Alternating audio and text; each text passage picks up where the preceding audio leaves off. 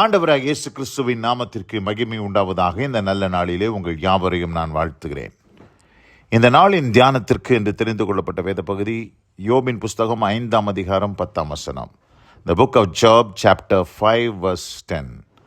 தாழ்ந்தவர்களை உயரத்தில் வைத்து துக்கிக்கிறவர்களை ரட்சித்து உயர்த்துகிறார். ஆமென். பிரியமானவர்களே, நான் வாசிக்க கேட்டதான இந்த வார்த்தைகளிலே இங்கே யோபின் புஸ்தகத்தில் என்ன நாம் கற்றுக்கொள்ள இருக்கிறோம் என்றால், 2 பேரை குறித்து ஆண்டவர் இங்கே எழுதி வச்சிருக்கிறார். ஒன்று தாழ்ந்தவர்கள், மற்றொன்று துக்கப்படுகிறவர்கள், துக்கிக்கிறவர்கள். இந்த 2 விதமான மக்களை குறித்து இங்கே நாம் பார்க்கிறோம். இந்த தாழ்ந்தவர்கள் என்று சொன்னால் யார்? இவர்கள் சமுதாயத்தினால் தாழ்த்தப்பட்டவர்கள் அல்ல, மற்ற மனிதர்களால் இவர்கள் தாழ்த்தப்பட்டவர்கள் அல்ல. இவர்கள் யார் என்று சொன்னால் தங்களை தாங்களே தாழ்த்தி கொண்டவர்கள். அவர்களை குறித்து தான் வேதம் நமக்கு இங்கே சொல்லுகிறது. அப்படிப்பட்டவர்களை தான் தேவன் உயர்த்துகிறார்.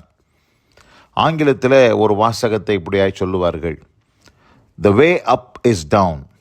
அதாவது மேலே போகணும், மேலே போகிறதுக்கான வழி எங்கே இருக்குன்னா கீழே. இப்போ ஒரு ஃபஸ்ட் ஃப்ளோருக்கு, செகண்ட் ஃப்ளோருக்கு, இல்லை 4th ஃப்ளோருக்கு, 5th ஃப்ளோருக்கு போகணுன்னா எங்கே போய் தேடணும்? வழியை கீழே தான் தேடணும். கீழே தான் லிஃப்ட் இருக்கும், கீழே தான் ஸ்டேர்ஸ் இருக்கும். அந்த கீழே இருக்கிற ஸ்டேர்ஸ் வழியாக நீங்கள் நடக்க ஆரம்பிச்சிங்கன்னா தான் மேலே வர முடியும். அப்போ the way up is down. மேலே வரத்துக்கான வழி எங்கே இருக்குன்னா கீழே தான். அப்போது இது நம்முடைய வாழ்க்கைக்கும் தகும். நம்முடைய வாழ்க்கையில் அநேக நேரங்களிலே கர்த்தர் நம்மை உயர்த்த வேண்டும், கர்த்தர் நம்மை உயர்த்த வேண்டும், கர்த்தர் நம்மை உயர்த்த வேண்டும் என்று சொல்லி அநேகர் ஜெபம் பண்ணுறாங்க. ஜெபம் பண்ணுறதுல பிரயோஜனமே இல்லை. கர்த்தர் உயர்த்துவதற்கு ஆயத்தமாக இருக்கிறார், ரெடியாக இருக்கிறாரு. ஆனால் கர்த்தர் நம்மளை உயர்த்தணும் அப்படின்னு சொன்னால் நாம் நம்மை தாழ்த்த வேண்டும், தாழ்த்த வேண்டும். இந்த இடத்துல பார்க்குறோம், அதுதான் அந்த வசனம் நமக்கு சொல்லுகிறது. தாழ்ந்தவர்களை உயரத்தில் வைத்து, தாழ்ந்தவர்களை உயரத்தில் ஆண்டவர் வைக்கிறார். மத்தேயு சுவிசேஷம் 23ஆம் அதிகாரம் 12ஆம் வசனத்தை நான் வாசிக்கிறேன். Matthew chapter 23 verse 12. தன்னை உயர்த்துகிறவன் தாழ்த்தப்படுவான், தன்னை தாழ்த்துகிறவன் உயர்த்தப்படுவான். இங்கே 2 பேரை குறித்து இங்கே சொல்லுது வசனம். ஒருத்தன் தன்னையே உயர்த்திக்கிட்டு இருக்கிறவன், எப்பொழுதுமே தன்னை குறித்து ஒரு பெரிய எண்ணத்தோடு தன்னை உயர்த்தி கொண்டு, தன்னை குறித்தே பெருமை பேசிக்கொண்டு, தன்னை எப்பொழுதுமே புகழ்ந்து கொண்டு, தன்னுடைய தாரை ஊதிக்கொண்டு அப்படி இருக்கக்கூடிய ஒரு நபரை ஆண்டவர் என்ன சொல்கிறாரு? அவன் தாழ்த்தப்படுவான் என்று சொல்கிறார். அவன் தாழ்த்தப்படுவான். எப்படியாச்சும் அவனுடைய வாழ்க்கையில் அவன் தாழ்ந்து போயிடுவான். ஆனால் யார் உயர்த்தப்படுவா என்று நாம் பார்க்கும்போது, தன்னை தாழ்த்துகிறவன் அவன்தான் உயர்த்தப்படுவான் என்று வேதம் நமக்கு தெளிவாக சொல்லுகிறது. இயேசு கிறிஸ்துவும் ஆண்டவர் நமக்கு தெளிவாக அதை போதிக்கிறார். அப்போது இந்த இடத்துல யோபில் நம்ம வாசித்தது போல தாழ்ந்தவர்களை உயரத்தில் வைத்துன்னு சொன்னால் முதல்ல நமக்குள்ள அந்த தாழ்மை இருக்கணும். அந்த தாழ்மை தான் கிறிஸ்துவ வாழ்க்கையினுடைய அது முதல் பாடமே தாழ்மை தான்.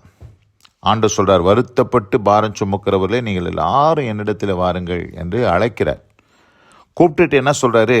நான் மனத்தாழ்மையும் சாந்தமும் உடையவராக இருக்கிறேன் என்று சொல்கிறார். மனத்தாழ்மை, நான் மனத்தாழ்மை உடையவராக இருக்கிறேன், என்னிடத்தில் வந்து கற்றுக்கொள்ளுங்கன்னு சொல்கிறார். அப்போது வருத்தப்பட்டு பாரம் சுமக்கிறவர்கள் எல்லாரும் வாங்க என்னிடத்தில் வந்து கற்றுக்கொள்ளுங்கன்னு சொல்லிட்டு இயேசு கிறிஸ்து என்ன சொல்கிறாரு? நான் மனத்தாழ்மை உடையவராக இருக்கிறேன்.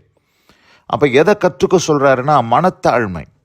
கிறிஸ்துவ வாழ்க்கையில் நாம் கற்றுக்கொள்ள வேண்டிய முதல் பாடமே மனத்தாழ்மை, ஹியூமிலிட்டி. அப்படிப்பட்ட அந்த தாழ்மையை நாம் கற்றுக்கொள்ளும் பொழுது தான் கர்த்தர் நம்மை உயரத்தில் கொண்டு போய் வைப்பதற்கு அது ஏதுவாக இருக்கிறது என்பதை நாம் அறிந்து கொள்ள வேண்டும்.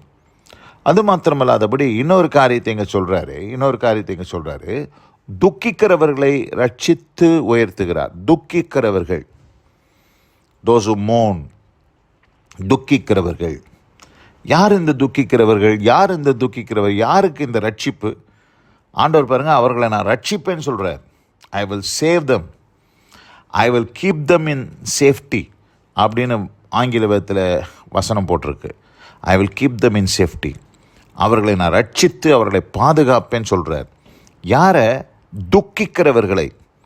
நம்ம எல்லாருக்குமே துக்கம் உண்டு. நம்ம எல்லாருமே பல காரியங்களை குறித்து துக்கப்பட்டுக்கிட்டு இருக்கிறோம்.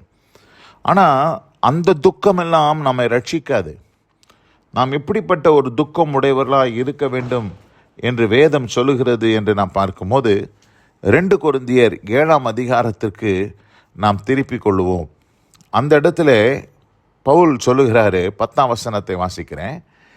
தேவனுக்கு ஏற்ற துக்கம் பின்பு மனஸ்தாபப்படுகிறதற்கு இடமில்லாமல் ரட்சிப்புக்கு ஏதுவான மனம் திரும்புதலை உண்டாக்குகிறது, லௌகீக துக்கமோ மரணத்தை உண்டாக்குகிறது என்று பார்க்கிறோம்.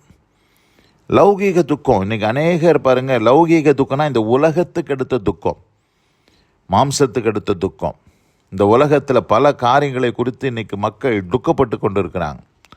துக்கப்பட்டு அந்த துக்கம் அவங்களுக்கு டிப்ரெஷனில் கொண்டு போய் விட்டு கடைசியில் அவங்களுக்கு என்ன நடக்குதுன்னா சூசைடுக்கு போயிடுறாங்க. இல்லைன்னா ஹார்ட் அட்டாக் வந்து செத்து போகிறாங்க. பிளட் ப்ரெஷர் ஏறி அவங்களுக்கு பார்த்திங்கன்னா ஸ்ட்ரோக் வந்து செத்து போகிறாங்க. இப்படி நிறைய பேர் துக்கப்பட்டே துயரத்தினால் செத்து போகி மாண்டு போகிறவர்கள் அநேகர். ஆனால் லௌகீக துக்கம் அப்படி செய்கிறது. லௌகீக துக்கம்னா அந்த உலகத்துக்கு ஏற்ற துக்கம். ஆனால் ஆண்டவர் இங்கே துக்கப்பட சொல்கிறாரு. என்ன துக்கப்பட சொல்கிறாருன்னா தேவனுக்கு ஏற்ற துக்கம். இந்த துக்கம் எப்படி வரும்?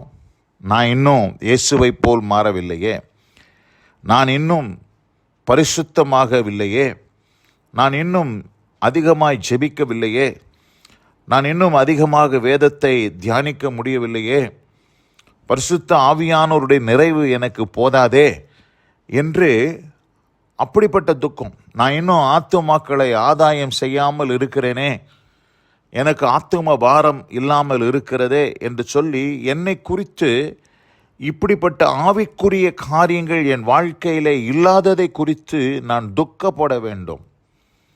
அப்படி துக்கப்படும் பொழுது ஆண்டவர் என்ன செய்கிறாரா, அந்த துக்கம் பின்பு மனஸ்தாபப்படுவதற்கு ஏதுவாக இராமல், அந்த துக்கம் எப்படிப்பட்டதாக இருக்குது? ரட்சிப்புக்கு ஏதுவான மனம் திரும்புதலை உண்டாக்குது. அங்கே ஒரு ரட்சிப்பை ஆண்டவர் உண்டாக்குகிறார். தர்மையான இந்த நல்ல நாளிலே இந்த செய்தியை கேட்டுக்கொண்டிருக்கிற அன்பான சகோதரி சகோதரியே, உங்கள் வாழ்க்கையில் ஒரு ரட்சிப்பு உண்டாகணும்னு சொன்னால் நீங்கள் துக்கப்படுங்க. எப்படிப்பட்ட துக்கம்? உலகத்தை குறித்து, எதிர்காலத்தை குறித்து, பணத்தை குறித்து, பிள்ளைகளை குறித்து, உங்கள் சரீரத்தில் இருக்கிற சுகவீனத்தை குறித்து, இதுக்கெல்லாம் நீங்கள் துக்கப்படக்கூடாது. அதெல்லாத்தையும் கர்த்தர் பார்த்துக்கொள்வார்.